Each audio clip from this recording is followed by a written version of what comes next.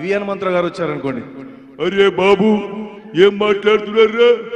ఎసే అరుంధతి ఏందమ్మా నీకు పని పాట లేదానమ్మా? అరే వాణ్ణి తీసుకొచ్చి పెట్టలే పెడతావు, వీడిని తీసుకొచ్చి పెట్టలే పెడతావు, చల్ కేల్కతం దుకాన్ బంద్. ఏం పెట్టలే పెట్టురా బాబు? అరే అనవసరంగా టైం వేస్ట్ చేస్తున్నారా బిడ్డ, చల్. అరే గట్టిగా సపోర్ట్ కొట్టుర్రా నాయన, నేనే పాట పాడతా. నీటిలోని చాప వచ్చి నేల మీద పడ్డట్టు పాలమద గిల్లా గిల్లా కొట్టేసుకుంటుందే. డార్లింగే వసిన డార్లింగే ఫీలింగే ఏంది ఈ ఎవరు రమ్మన్నారా నీళ్ళకి వెళ్దాన్ని? నీటిలోని చేప బయటకు వస్తే మరి గిలగిల కొట్టుకోపోతే ఏసీలో పడుకుంటాను వచ్చిన చల్ కేల్కతం దుకాన్ అనుకుంటా. Thank you. ఈ విధంగా వి హనుమంతరావు గారు సరదాగా తీసుకొని చెప్పొచ్చు.